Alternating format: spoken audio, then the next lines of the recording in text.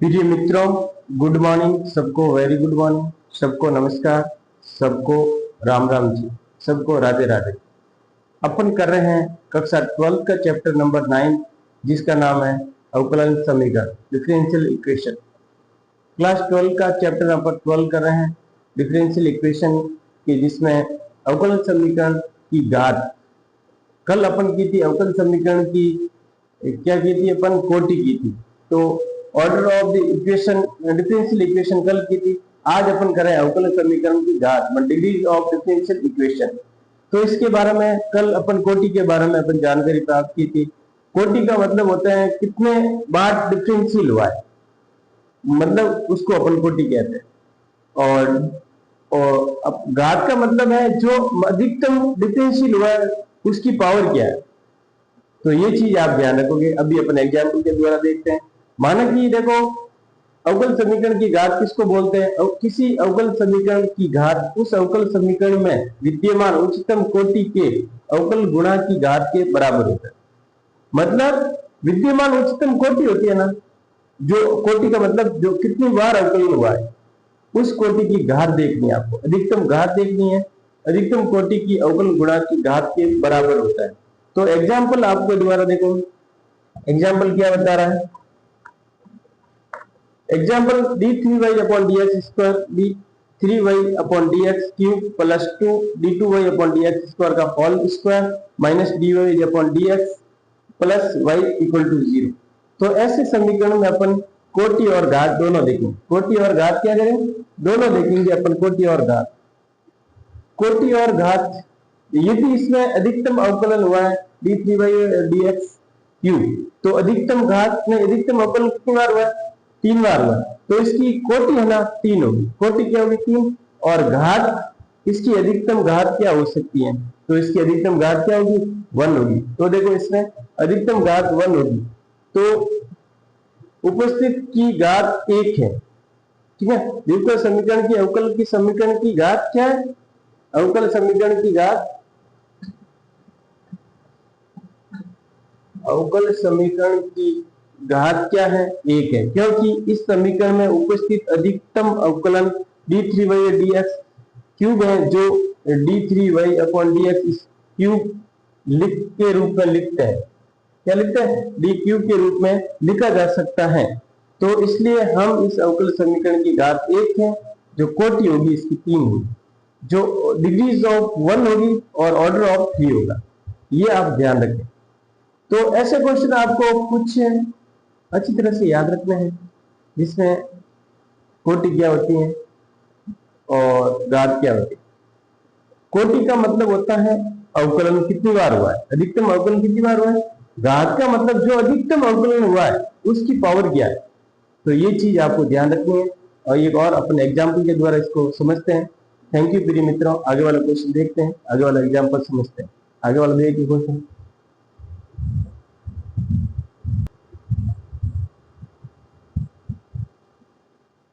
प्रिय मित्रों, आगे वाला क्या एग्जाम्पल है देखिए। आगे वाला एग्जाम्पल के अंदर आपको घात याद करनी है। अवकल समीकरण dy अपॉन dx का whole square plus 5 dy dx minus sine square y। ठीक है ना। इस समीकरण में अपन देखते हैं कि ये अवकलन एक बार हुआ है, तो अवकल समीकरण की घात 2 है, क्योंकि इस अवकल समीकरण के उपस्थित अधिकतम अवकलन dy dx है, जिस पर घात 2 लगी हुई है, और इसलिए इस अवकल समीकरण की घात 2 होगी और कोटि 1 होगी, क्योंकि ये अवकलन एक बार हो रहा है। अवकलन एक बार होता है, तो इसका मतलब कोटि है आपके 1 है, और जो पावर है, जो घात है आपके 2 है। तो इसमें ध्यान रखना, जो कोटि होगी 1 होगी और घात होगी वो 2। ठीक है ना। तो ये चीज आप ध्यान रखें। दूसरा समीकरण, example number 3, 1 plus dy dx का होल क्यूब कोष्टक बराबर d2y अपॉन dx स्क्वायर का 2y3। और इसको सरल करने के बाद अपन को पता चल रहा है, क्योंकि ये 3 हटाना है, तो अपन 3 को दोनों को मल्टीप्लाई करेंगे। 1 plus dy dx, 1 plus dy dx का क्यूब का होल क्यूब, क्योंकि दोनों और अपन 3 से गुणा कर, d2y अपॉन dx स्क्वायर का 2y3 का whole cube.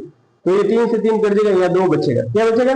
d2y upon dx square का होल स्क्वायर। तो प्रिय मित्रों, इसमें स्पष्ट है कि उपयुक्त अवकल समीकरण की घात 2 है, और क्योंकि उच्चतम जो अवकलन समीकरण d2y dx स्क्वायर की घात 2 है, क्योंकि 2 बार अवकलन हुआ है। यहाँ पे कितनी बार हुआ है?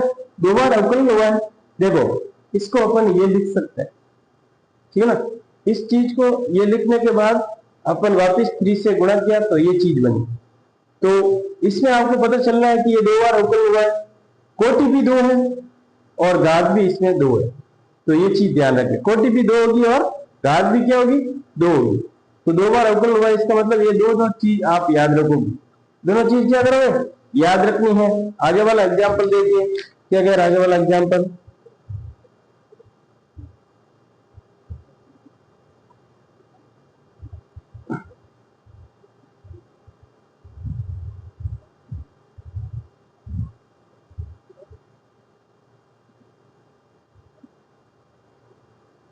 आगे वाला देखिए क्या कह रहा है आगे वाला क्वेश्चन। तो ऐसे क्वेश्चन को आपको मैं एग्जांपल इसलिए करा हूं कि अपन इसको थोड़ा बेसिक समझ ले, उसके बाद अपन दोनों के क्वेश्चन करेंगे। और एक बार क्वेश्चन वापस देख लीजिए क्या कह रहा है क्वेश्चन।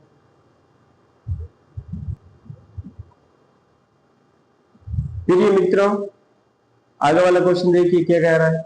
आगे वाला एग्जाम्पल नंबर 4 है, जिसमें अपन को घात ज्ञात करनी है। D by D X plus cos D by D X equal to 0 है।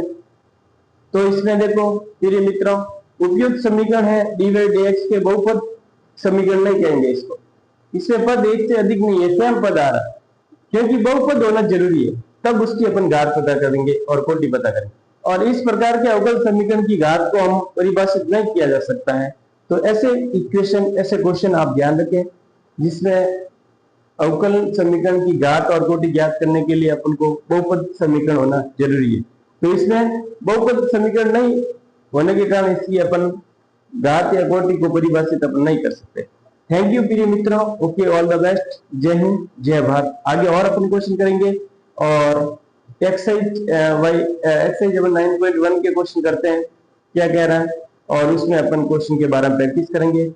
और ये आपको बेसिक जो जानकारी थी वो मैंने आपको 2 क्लास के अंदर दे दी है, वो सब आपको प्रैक्टिस के द्वारा पता होना चाहिए। घात यानी आपके डिग्रीज कैसे पता करते हैं, कोटि यानी ऑर्डर और डिग्रीज के बारे में अपन जानकारी प्राप्त। थैंक यू प्रिय मित्रों, ओके, ऑल द बेस्ट, जय हिंद जय भारत।